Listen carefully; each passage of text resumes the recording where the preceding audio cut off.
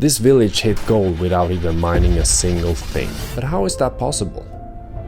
Today I'm exploring the truth behind this small village to find out why everyone here seems to be swimming in gold. Like literal Scrooge McDuck, you know, he was... The train from southern Sweden is the most common way to reach this little town.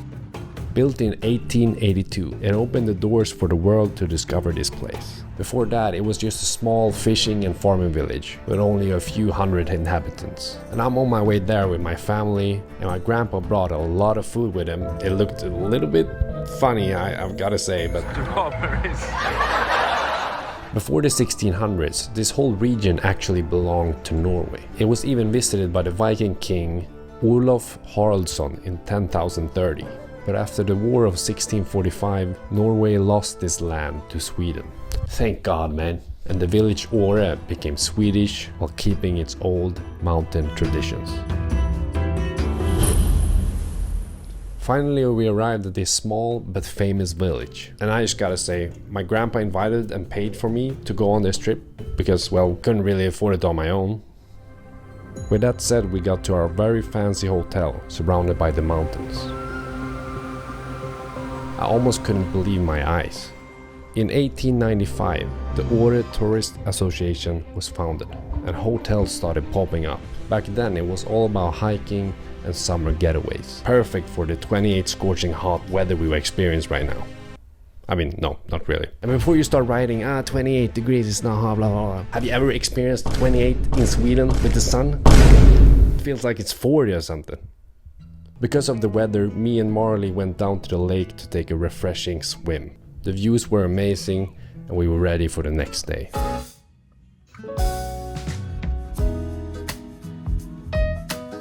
After an incredible breakfast overlooking the mountains, we began our first hike. Even if this place started to be known as a hiking paradise, that changed quickly. In the 1940s, the first ski lifts were built. Something I could have used on this hike, like, where are the lifts, you know? That slowly transformed the winter into a season of opportunity. Even with that said, the village was still far away from the gold rush. We're hiking beside a river here, a rapid. It's really cool. The water is almost crystal clear. Also, while we were hiking, we took the hardest way up and it was so stupid. Me, Grandpa and Marley, what the hell are we doing? I'm sweating ball sacks. Whew. I think we're like 700 meters over the sea right now. That's a lake, so that's like 400 meters over the sea. But yeah, the view is amazing. How do you feel? We made it up here. It's Marley.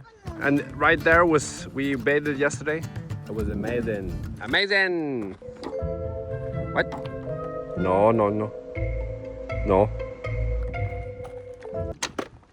Ha! Then came 1954. Åre hosted its first Alpine Skiing World Championship, putting the small village on the international map for the first time. All this talk about the winter actually makes me miss the cold, especially here when I was burning up from the sun. It's one of the hottest days of the year right now. I feel a burn, even though I have sunscreen like everywhere. But the views and the ice cream made it all worth it. Is it good? My little cousin Maya seemed to really be enjoying it the most though. On our way to dinner, I saw what attracts a lot of people here in the summer. Mountain bikes flying downhill. They're literally everywhere. And talk about expensive. Just the gear alone can easily go over $1,000. The food was great, but damn. The cheapest thing you can get were for around 20 bucks. I'm starting to see a pattern here. And we ended the day with a quick swim, just to cool off. Later on my and Marley's evening run to explore the village, we came across the ski lifts, owned by a company called Ski Star. Founded in 1964, just around that time in the 1960s, where it was entering a rapid expansion phase. Investments in infrastructure and hotels surged, and tourist companies began to emerge. This is where the real gold rush started. And talking about striking gold, I started swiping on Tinder here. I just gotta say wow, wow, wow, wow. Of course I got no matches, but still, look how cute this girl looks. Also, can she sue me now? Because I put her in the video. The next day we took shelter from the sun in one of the last medieval stone churches in the mountain areas in Sweden. Built in 1164, it is open to the public with just a big key hanging on the outside. It was nice to see that not everything in this place had been modernized out of proportion.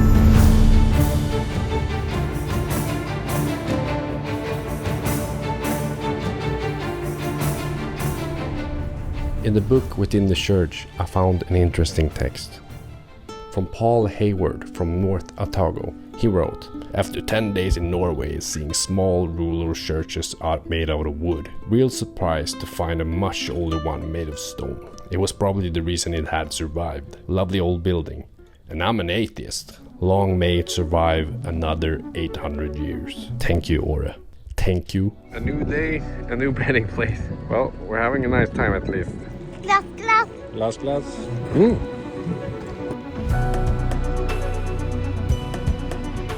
In the 1980s, the biggest expansion took place, building hotels, restaurants and shops in every corner. And we indulged in all of it. If you didn't have a kitchen in your hotel, you had to eat outside, and every place was so expensive. I just felt like I was stuck in this infrastructure that was made to maximize profit. Except they had like 2 fast food places and the supermarket, but I wasn't gonna eat from the supermarket every day, man. I had to follow the family. I don't know what the fudge happened to Sweden, but I can't have long pants. It's super warm and Marley and I have to drink water every 5 minutes. But we're having a great time. Look at these mountains. For our final adventure, we were going to go up to the highest mountain in the area. With kids and everything, we took the ski star lift to about 85% of the way. And it cost fucking $30 or some shit. I was like, yowza. Is it the same in the winter time? But it was cool.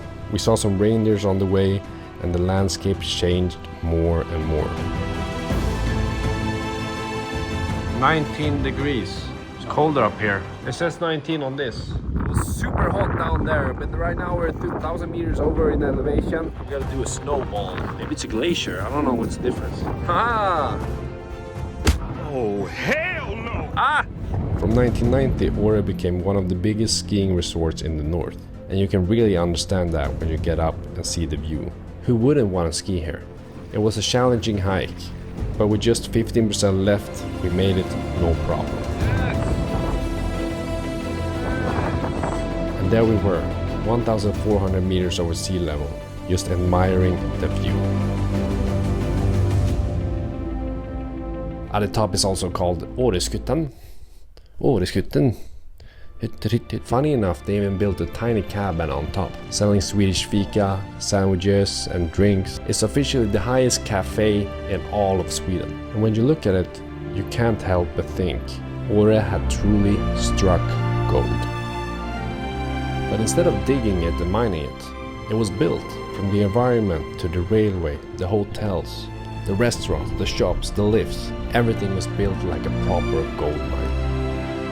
But here's the thing, while the CEOs and the investors profit, the locals often don't. Today on average this village makes around $100 million per year. Do you understand? $100 million, and there's 2,000 people living in the village full time.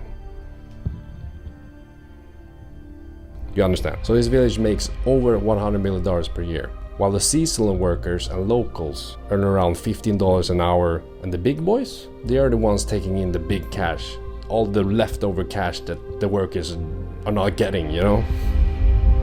And without ever setting foot in the region. This is the last day of our excursion. Miles Morales. He's talking about Spider-Man because he got Spider-Man over here. Look, do the thing. There we go. Säg någonting på engelska.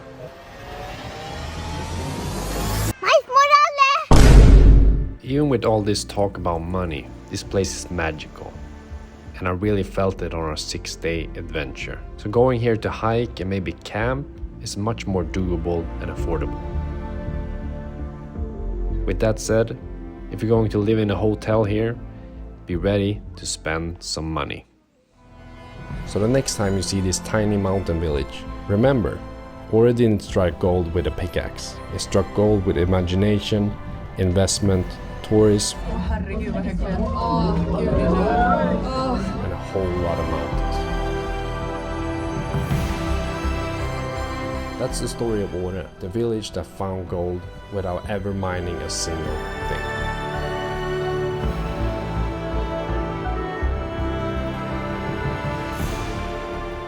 Yeah, you can go now. Skedaddle. Get out of here, brother. The video's over.